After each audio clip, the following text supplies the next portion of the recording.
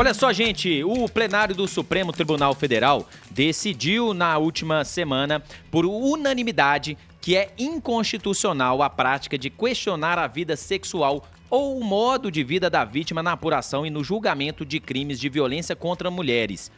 Caso isso ocorra, o processo deve ser anulado. Esse entendimento é de que perguntas desse tipo perpetuam a discriminação, e a violência de gênero e vitimiza duplamente a mulher, especialmente as que sofreram agressões sexuais. Quem está aqui vai bater um papo com a gente sobre esse assunto é a doutora Luciana Nepomuceno. Bom dia, doutora, tudo bem?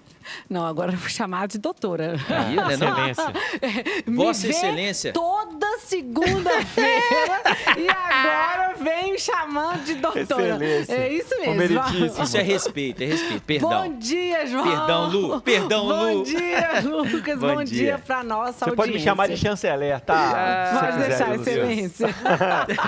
Ô, Lu, tema seríssimo hoje, hein? É aquela questão mas seríssimo. ela pediu, né? Tava vestindo roupa curta. Exatamente. Que bom que o Supremo agora bateu o martelo, né? Que bom, mas por outro lado eu falo, precisava de bater esse martelo. É o preto no branco, né? Falo que semana passada o Supremo deu um importantíssimo passo neste combate à violência contra a mulher. E essa violência tem um nome, violência institucional. Porque quando o Poder Judiciário permite ou ele próprio faz perguntas a respeito do passado sexual da vítima, a respeito do comportamento, do modo de viver daquela mulher, ele está praticando uma forma de violência que é essa chamada violência institucional. Então, perguntinhas do tipo: qual a roupa que você estava usando? Você estava bebendo? Você bebe? Por que você estava até aquela hora na festa? São perguntas que, no fundo, ou não no fundo, explicitamente, querem atribuir à vítima a responsabilidade pelo ocorrido. Aquele ditado, num crime, por exemplo, de estupro, estava de roupa curta, então você provocou o agressor. E isso faz com que você, de um lado, minimize a relevância da palavra da vítima e, do outro lado, você maximiza a relevância do modo de ser dessa mulher, dando luzes a estereótipos de que a mulher, no momento que ela adota um comportamento que não é o socialmente adequado, vamos naquela velho bordão. A mulher tem que ser bela, recatada e do lar. Você, então, contribuiu para aquele ato de violência, para a prática daquele crime. E isso que o STF teve que... Depois, como disse o ministro Alexandre de Moraes, nós estamos no final do primeiro quarto do século XXI, ele ter que falar sobre machismos estruturais dentro do próprio Poder Judiciário. Luciana, e isso acontecia? Era comum? Porque para quem está de fora... É interessante mesmo. Para quem está de fora, né, não está ali acompanhando, né, os julgamentos, isso acontecia mesmo? Exemplo clássico, caso Mari Ferrer. Lembra? Foi um episódio de uma acusação de estupro dela, que estava numa boate. E ela foi da audiência, foi publicizada a audiência do caso dela, fazendo esse tipo de questionamento. E por que isso é muito comum? Tanto é comum que o Supremo foi acionado pela Procuradoria da República para falar que esse comportamento é um comportamento que fere a Constituição. Porque se não fosse comum, você não tinha essa decisão do Supremo semana passada. E mais, desde 2021, o CNJ, ele criou um protocolo chamado Protocolo de Julgamento com Perspectiva de Gênero, onde ele orienta os juízes e as juízas, ou seja, orienta a magistratura de detectar esses estereótipos, de tomar posturas ativas contra eles. Por quê? Porque nós vivemos numa sociedade, a sociedade brasileira é marcada por uma desigualdade que impõe esses desníveis a certos segmentos, como desníveis de estereótipos e preconceitos de raça, de gênero, de classe social. E nós temos que pensar que quem está julgando é um ser humano. Sim. É um homem. Inserido num contexto social, né? Exatamente. É um homem, é uma mulher que está inserido nessa nossa sociedade que é marcada pelo patriarcado, que pressupõe preconceitos, que atribui estereótipos, que atribui papéis que são esperados de uma mulher. Então, muitas vezes, inconscientemente, você vem com aquela indagação, com aquele preconceito que está na nossa estrutura. A gente tem que pensar que isso é estrutural. Daí que você tem que perceber, a lei pode ser igualitária? Pode. Mas será que na hora que eu estou perguntando ou permitindo que um advogado faça essa pergunta, permitindo que um Ministério Público questione, eu estou reforçando esse desnível, essa desigualdade, esse preconceito e revitimizando essa mulher. Porque faz com que ela tenha ali, venha relembrar todo o fato que aconteceu.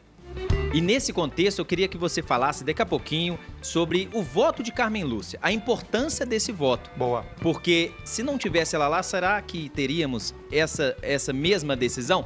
Daqui a pouquinho, Luciana. João, você é gigante, viu, João? É mesmo? Você é Ele é maravilhoso. Ele é sagaz. Luciana. Doutor João. Não, doutor João. Maravilhoso. Vossa Chama Excelência o break, é sagaz. doutor João. Vossa Excelência, chame o break, por favor. Conceda uma parte a Vossa Excelência para chamar o break agora. Obrigado. Eu vou dar a Deixa eu voz, trazer um ó, recadinho por favor, aqui, João. Lucas. Já reparou como alguns problemas atrapalham a nossa vida?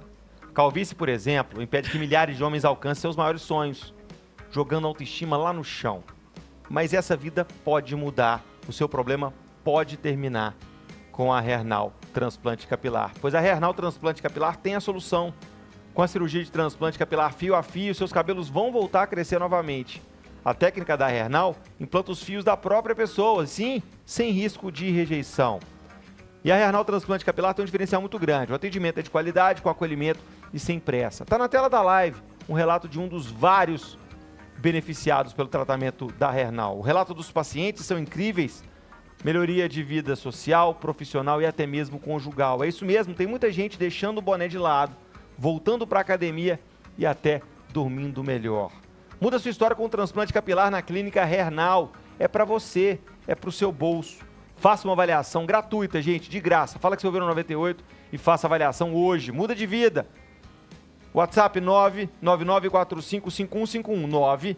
999455151. Tem Instagram? Tem. É o @Hernal Transplante Capilar. Hernal. É para você mudar de vida e recuperar sua autoestima. Médico responsável, Dr. Frederico Luiz, CRM 83964. Agora sim, vamos voltar a falar com a professora Luciana Nepomuceno sobre essa decisão muito importante do STF. E aí eu queria que você destacasse, Luciana, essa questão do voto da Carmen Lúcia, que ela nem precisava fazer o que ela fez. Mas ela preferiu e eu bato palmas para ela, que ela deu uma aula. Deu uma aula para quem ainda tá nesses tempos retrógrados aí, fazendo esse tipo de coisa. O que você pode destacar disso? Tá faltando, mostra a importância de ter mulheres, né, nesses cargos importantes para o nosso país? Exatamente. Isso é um exemplo prático que nós estamos vivenciando da necessidade das nossas instituições refletirem a diversidade que é existente na nossa sociedade. A pergunta que se coloca é, se no Supremo não houvesse nenhuma mulher, porque nós temos somente uma mulher num colegiado de 11 ministros. Será que nós teríamos essa decisão tal qual posta? E isso vale também para o parlamento.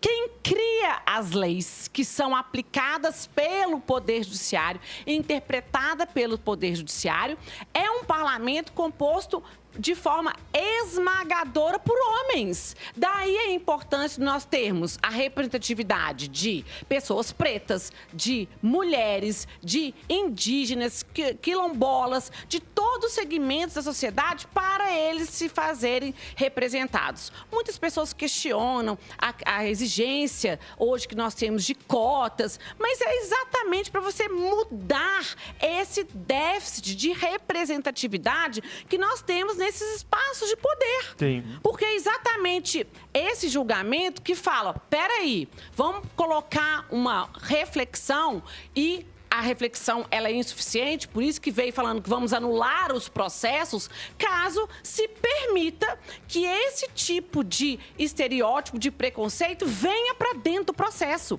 Porque ela acaba sendo uma violência processual, porque você inibe, você desqualifica a vítima, você traz um histórico que não tem influência direta naquele caso, porque estamos julgando o agressor, não a pessoa que foi vítima daquela agressão. Então, por isso que, assim, graças a Deus, nós temos ainda uma mulher. Eu falo, graças a Deus que temos ainda uma mulher. Mas o ideal seria realmente uma representatividade, inclusive paritária. Sim. Eu defendo paridade, igualdade nas composições, para nós termos várias vozes externando aquele pensamento que é plural e que deve ser plural. Então, se você tivesse aqui hoje no programa 3 homens, provavelmente não estaria discutindo essa pauta que nós estamos discutindo. Estamos falando disso aqui porque eu falei, vamos comentar disso para colocar luz numa pauta extremamente importante. Que talvez não seria o caso se a gente pegasse esse nosso espaço e tivesse só homens na composição. Ô, Luciana, o Gleison aqui do Santa Amélia mandou uma pergunta. O Gleison Andrade falou, doutora Luciana, será usado o mesmo conceito para o homem em caso de processo? Não poderá ser levado a sua vida pregressa? Está perguntando aqui. Considerando que nós estamos falando aqui, Gleison, de crimes de violência sexual. Então, caso, hipoteticamente, isso venha a cometer um homem, a premissa é a mesma. Você vai ficar investigando se o homem estava de roupa curta. Porque nós temos que pensar e partir da premissa, Gleison, que o machismo ele é estrutural.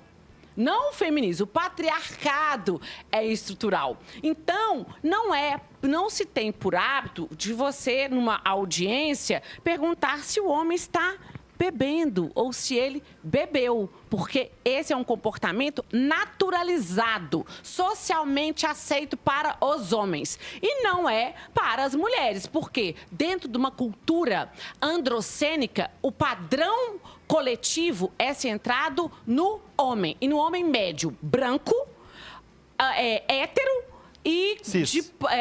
Hétero, cis e de posses. Esse é o padrão. Esse é o padrão androcênico da nossa sociedade que reflete nos posicionamentos dentro do poder judiciário. Então, é essa perspectiva. Não é um padrão baseado na mulher como representativa do que se espera de uma coletividade. Por isso que não tem nem necessidade de se falar nisso na perspectiva inversa. Deixa eu voltar um pouquinho na questão da representatividade das mulheres, porque a Assembleia Legislativa ela discutiu isso na última sexta-feira, lá na Comissão de Defesa dos Direitos da Mulher da Assembleia Legislativa de Minas Gerais. Olha esses dados aqui, Luciana.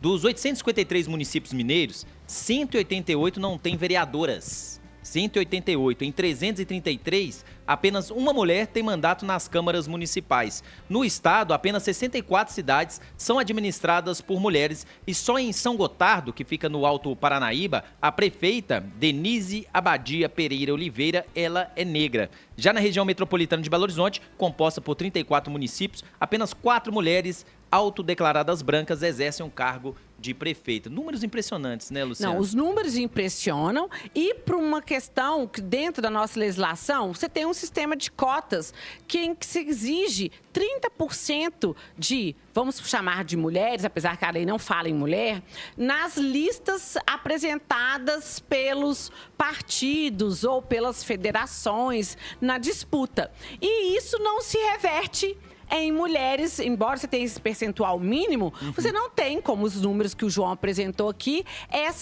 esse reflexo em mulheres eleitas. E eu falo, sabe qual que é um fator que tira a mulher da vida pública? Exatamente uma outra forma de violência, que é a violência política.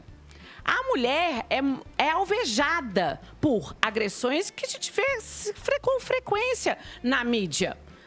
O microfone que é arrancado da mão de uma vereadora, a mulher que é apalpada dentro de uma assembleia. E isso não acontece com os homens. E isso estimula as mulheres de persistirem na vida política. E eu trago mais um dado para acrescentar esses elementos que você trouxe aí, João.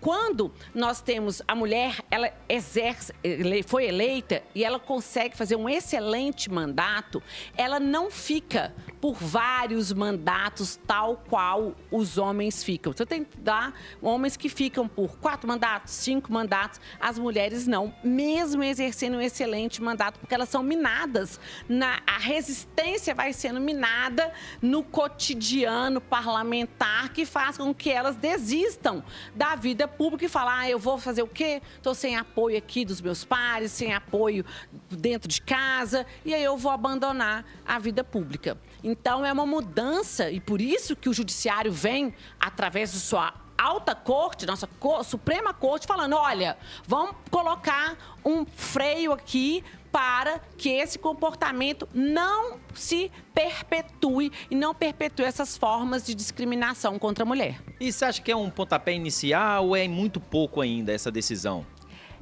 Eu falo que ainda é pouco. É pouco porque é uma mudança de estruturas. Nós estamos falando de mudança de estruturas. E toda mudança de estrutura requer ações afirmativas. Requer o Poder Judiciário fazendo o papel dele, o Parlamento fazendo o papel dele, para que a sociedade passe a ter uma nova visão, uma nova forma de postura diante daquela sociedade que é marcada por esse preconceito, por esses estereótipos, e isso demanda tempo.